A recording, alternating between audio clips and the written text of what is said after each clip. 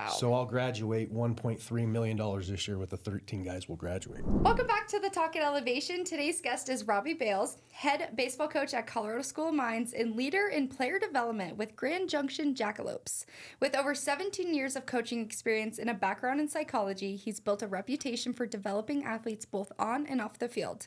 Don't forget to like and subscribe. Well, Coach, thank you so much for joining us. Of course. Thank you for having me. Absolutely. So let's start at the very beginning. How did you get into baseball yourself in the first place?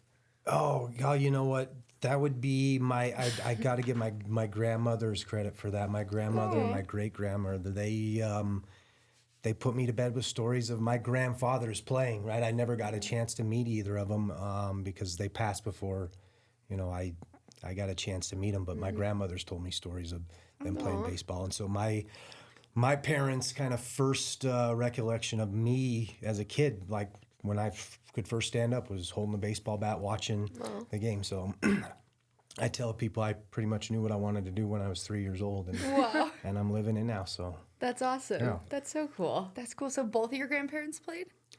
yeah. So my Grandpas? grandfather played in the Red Sox organization. My great grandfather played in the White Sox organization. Oh my gosh. No way. Wow. That's crazy. Right. So kind of funny that it. Wow. went full So it circle really that way. is deep rooted. Yeah, for sure. What stories would they tell you about them?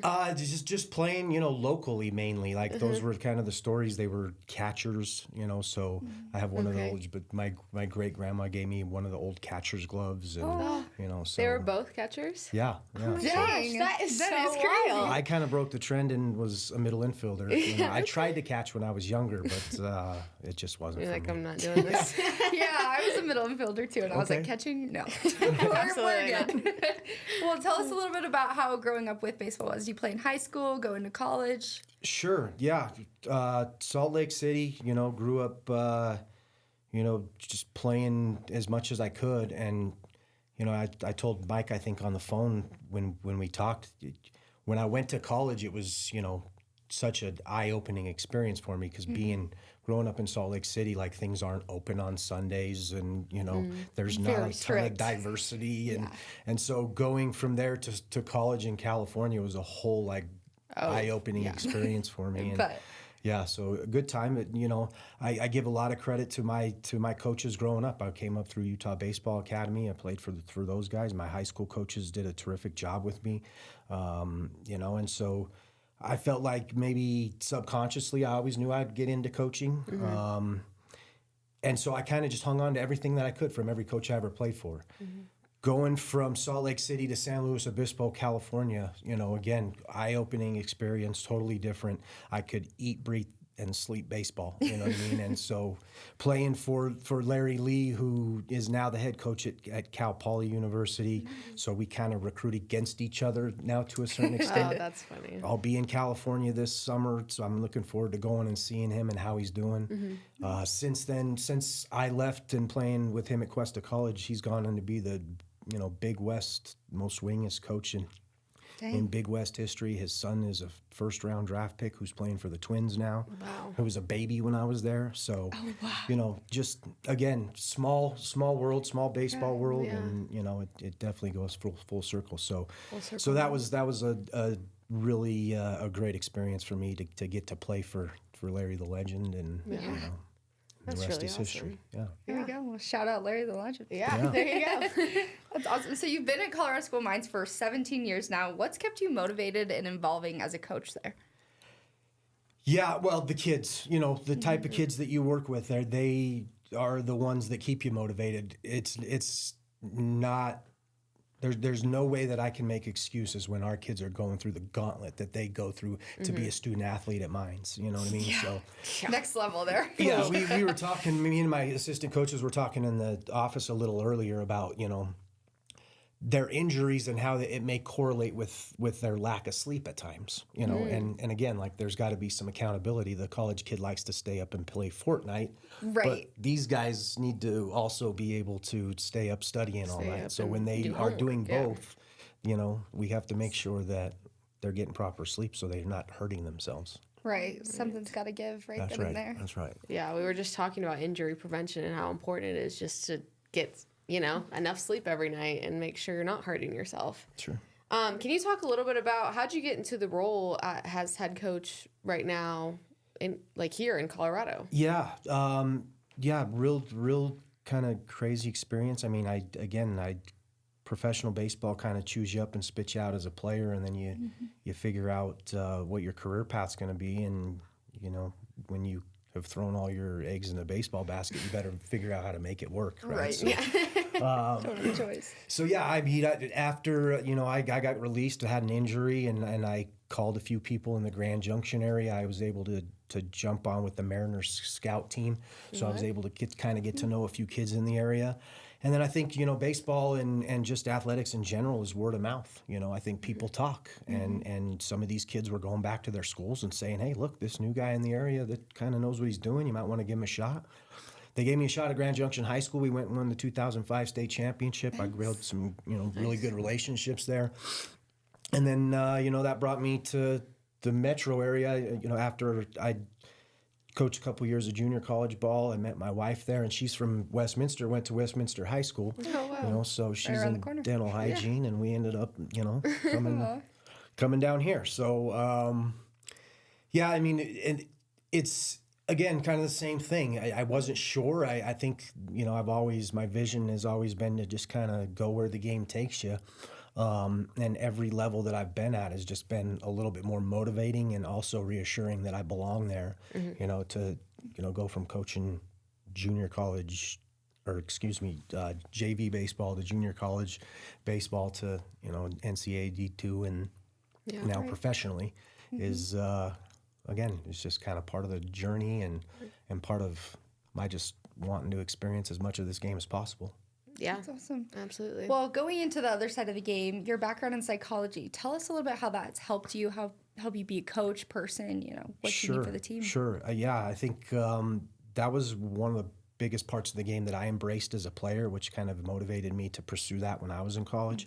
And so being at Colorado School of Mines, where we have some kids that are super analytical and super intelligent and maybe even on a spectrum, sometimes, and also even qualify as geniuses. Sometimes this simple game can be a little too complex for them. You know what I mean? Wow, yeah. So it's important for us, and it's important for me to be able to understand what they're going through and give them the tools that they need to be able to, get themselves in the best position to perform.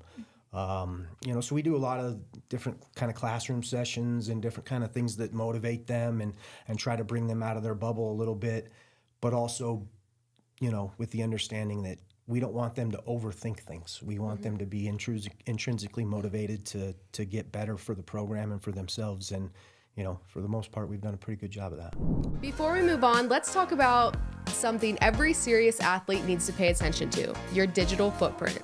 Fan-Day Nation has just released a powerful new tool to help athletes make sure their social media profiles are fully optimized and recruit ready. Today, coaches aren't just evaluating game film, they're evaluating character, leadership, and maturity online. This resource gives you a step-by-step roadmap to clean up your profiles, highlight your strengths, and avoid common mistakes that can cost opportunities. If playing at the next level is your goal, don't leave your online presence to chance. Go check it out now at fandaynation.com. That's awesome. Yeah, that's really cool. Why is it so important for these kids to just stay mentally sharp as well as physically, especially at this high level college that they're at? Yeah, well, I think that's it. Mines is the kind of place where you definitely put the student in front of the athlete, right? And so we were having some soccer coach interviews last week and just, meeting a few different people. And I think, the thing to explain to those guys is, sometimes you're not necessarily going to have the same issues that you would have at your, quote unquote, typical college, Right. But you might have some kids that need, just someone to talk to, and that they might have that mental episode that, or something, because it can be overwhelming. And so Mines is a place that has provided the type of resources where kids can get that. And, and I think that we're the type of program where we have an open door policy and our guys can, come see us anytime they like. Yeah, that's awesome. How important is that to the team culture? Oh, I mean, it's incredible. I mean, everything. it's vital, right? I mean, if you have kids that are isolated or kids that don't feel that they are, part of a program or feel like they have a place that they can go or someone they can go to take space or, just communicate with what they're going through, then what kind of culture do you really have? Right. Right, exactly. Exactly. So you work both at the collegiate level and with the partner league team. What is the biggest differences in developing players in those different cultures? Yeah, that's a great question. Again, just talking to some of the folks that maybe need to understand what they're getting themselves into in coaching at Colorado School of Mines. We're talking about kind of kids that, have excelled in everything that they do their entire life. And so when they get to us as freshmen, they're so used to being the good kid on the team, the smart kid on the best. team, and getting no coaching and being told that they're doing well all the time. Right. Sometimes they're hesitant to get coaching. Sometimes they don't quite process it right away.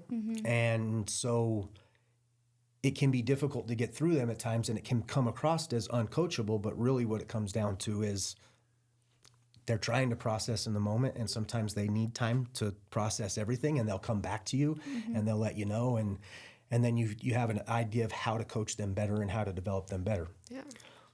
Your pro guys are motivated in the game, you know what I mean? Our guys are trying to get engineering jobs, whereas when I'm working with a pro guy, this is their livelihood. They want everything that you'll give them. They want every, meal plan, every hitting routine, sleep routine, and all that stuff. And they want to do it all at once, right? So sometimes you got to pump the brake with those guys and pull back on the reins a little bit.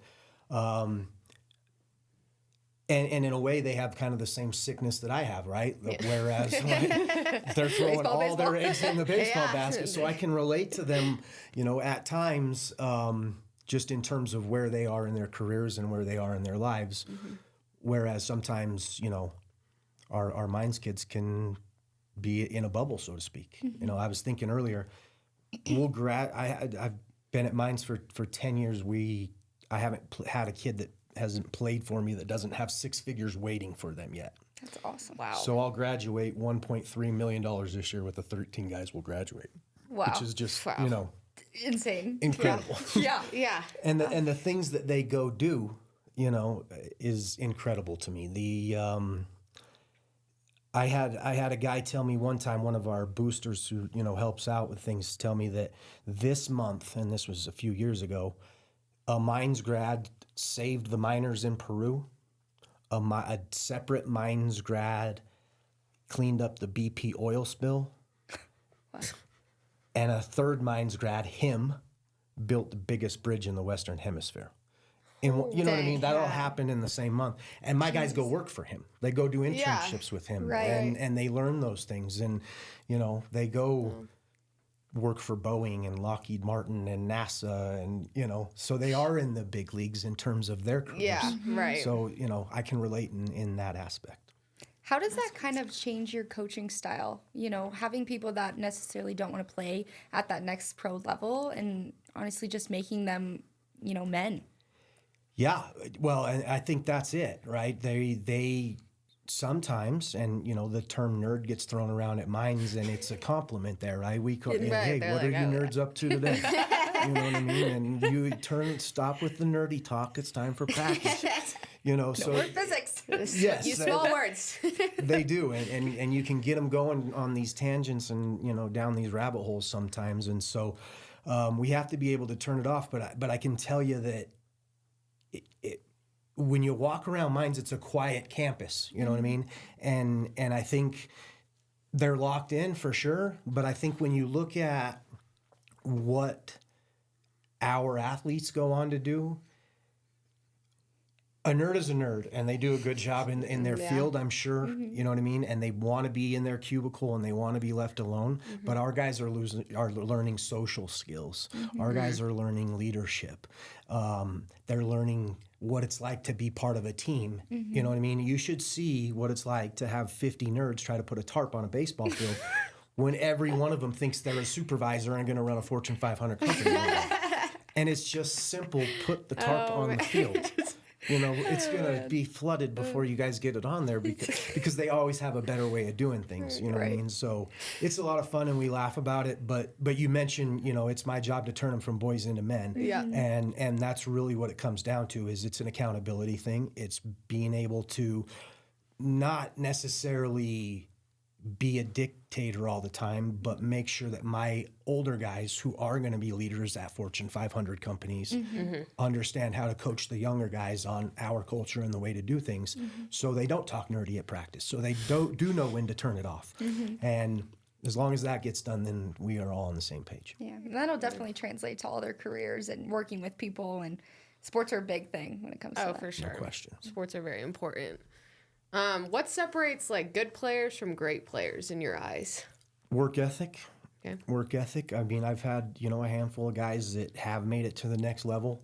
And to me, those guys don't skip the process, are 100% committed to what it is, and also willing to adjust within their plan and their process. You know, so for example, I had a guy, you know, a nerd who played for me at Colorado School of Mines who, you know, is now in the big leagues. He broke in with the Royals. Now he's in the Orioles organization.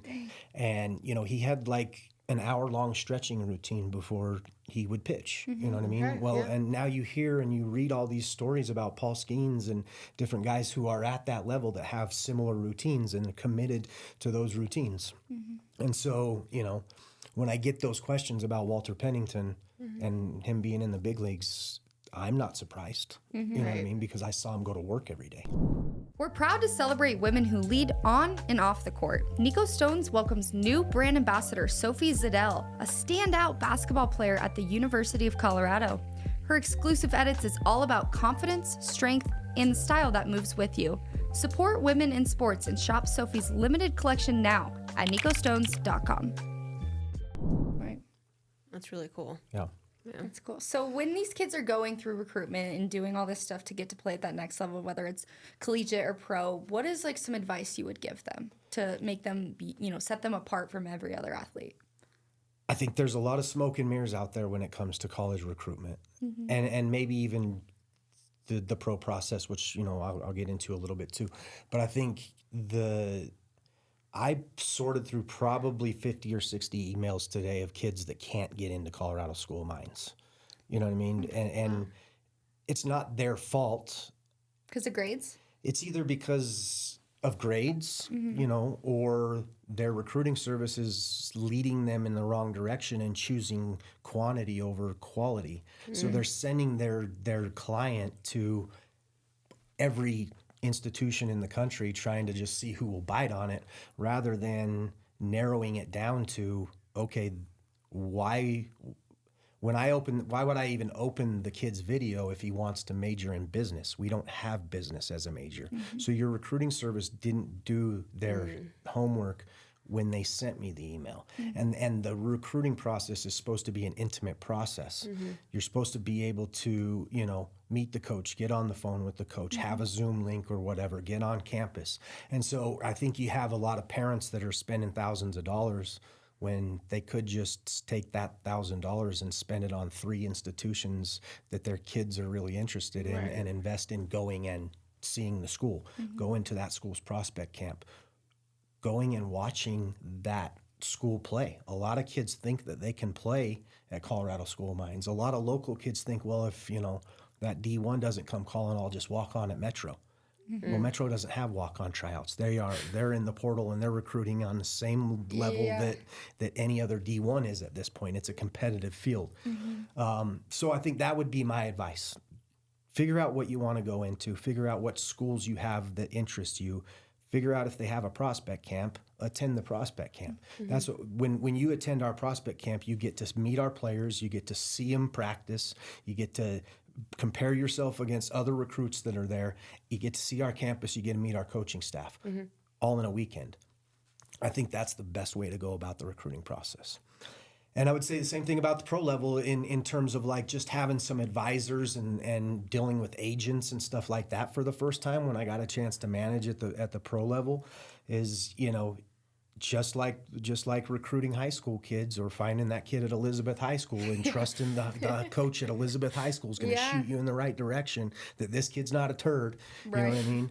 Exactly. Just you trust those advisors that have sent you the right kind of guy, that, you know, you trust those agents that have sent you the right kind of guy. And then you learn the guys that have the reputation of, oh, he sent me a guy who's hurt because he just wants to get, you know, his. Yeah. So I think you learn to recognize the smoke and mirrors at both levels, but I think that would be my advice. And obviously I'm at a place where the, you know, education's a little more specialized. And so we want to know what the personality's like. Yeah. Right. Absolutely. As a coach, how are you getting these players to be seen? What does it mean to be seen to you, and how do you think that helps them get to, you know, the place they want to be? Yeah, I think to be seen, you know, at the level that they're at now, you know, for the college level is like they've already been seen, you know. And I was talking to our athletic director a little bit earlier. In days of, you know, transfer portals and paychecks, we view a kid getting into transfer portal and going to a Division I as a win for our program, because they get to go show what, and in most circumstances they already have the degree, so they're just going to get a postgraduate degree and seeing if they can play at the Division I level, right? And so I think, you know, we're unique in that aspect, that we're not going to put a ton of, you know, pressure on them to do anything that they don't want to do. We're at a place where the student comes before the athlete.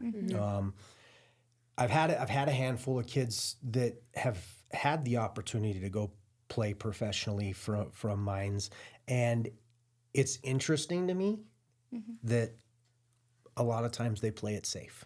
They're like, you know, hey coach, you know, you can go live that dirtbag lifestyle in the summer, ride the bus for 14 hours. I'm gonna go, you know, buy a boat and a big truck. You know, so not doing it. So more power to them for that, right? In terms of the pro level, it's a lot of, again, just being trusting the people that help you get these people, but also being a trustworthy person that has a reputation of getting guys to the next level and developing guys, right? So, you know, for example, I had a kid text me 3 weeks ago. We're in Grand Junction, you know, that was like pitched for me 4 years ago in the Pioneer League, and just signed a contract with the Kansas City Royals. Wow. You know, and just text me to say thank you. You know what I mean? And it's like, wow. That you know, again, like that's huge for him, obviously, but that's also big for me, because it's not like it's a notch on your belt or anything like that, but it is reassuring to know that the work you're putting into an individual is paying off, you know, and it's not a coincidence that this is another guy that I've been a part of developing that has paid off. And just like my nerds at Mines, it's because I've done my homework. Exactly. I know what a big leaguer looks like. Yeah. And so when the Royals call and ask me about these guys, I hope that I give them, you know, an honest opinion, and that I can be a guy that is trusted. That's awesome, and that's very rewarding as a coach too. No question. It's a lot of fun to even watch your opponents pitch, you know, or play on television. Yeah. You know, it's a small community in this little Colorado baseball world. It is. Everyone knows each other. No doubt. Just looking back on your career, what's one lesson you try to instill in every player that comes through your program?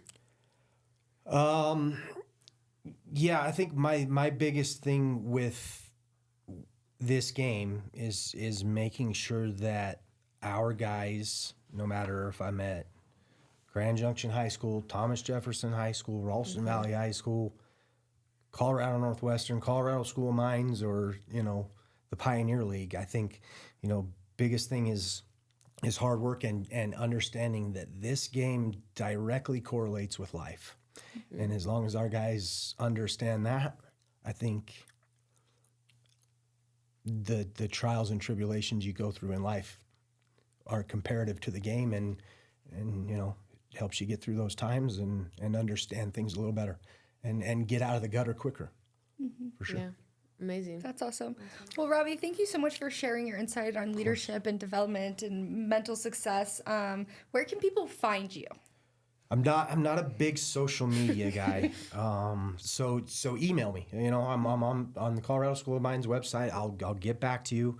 I'm answering emails about, you know, camps all week this week, and you know, recruits all the time. So email me, and you know, I'll shoot you back with whatever insight I can provide. Perfect. Awesome. Well, this was the Talk Elevation, and we will see you guys next time. Thanks so much. Yeah. Thank you.